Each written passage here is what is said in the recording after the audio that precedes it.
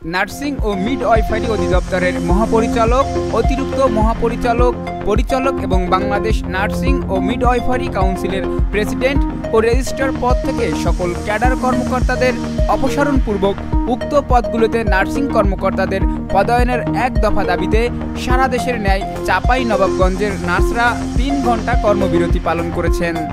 আজ মঙ্গলবার সকাল ৯টা থেকে বেলা ১২টা পর্যন্ত ২৫০ শয্যা বিশিষ্ট জেলা হাসপাতালের সামনে নার্সিং ও মিডওয়াইফারি সংস্কার পরিষদ চাঁপাইনবাবগঞ্জের ব্যানারে এই কর্মসূচি পালন করেন।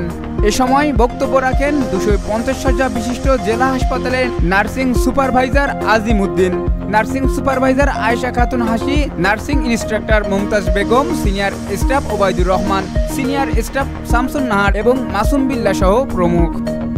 আছে তাদের পদায়নের জন্য আমরা দীর্ঘদিন ধরে আন্দোলন করছি, কিন্তু 8 সেপ্টেম্বর থেকে আমরা করছি, কিন্তু আমাদের আন্দোলনে সরকার এবং যে উচ্চ পর্যায়ে যেগুলো আছে তারা কোনো ধরনের কর্ণপাত করছে না এবং তারা আমাদের যে কর্মসূচি আছে এই কর্মসূচি নিয়ে তারা তুচ্ছ তাচ্ছিল্য করছে।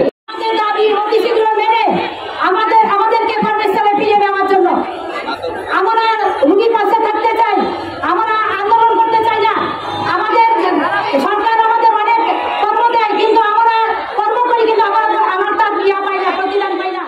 চাঁপাইনবাবগঞ্জ প্রতিনিধি ওহিদুজ্জামান রিপন আরও জানান, বক্তারা তাদের এক দফা দাবি মেনে নেওয়ার জন্য সরকারের প্রতি আহ্বান জানিয়েছেন। এক দফা দাবি না মেনে নিলে আগামীতে কঠোর কর্মসূচির হুঁশিয়ারি দেন তারা। এদিকে কর্মবিরতি চললেও জরুরি সেবা দেওয়ার জন্য নার্সরা পর্যায়ক্রমে দায়িত্ব পালন করেছেন।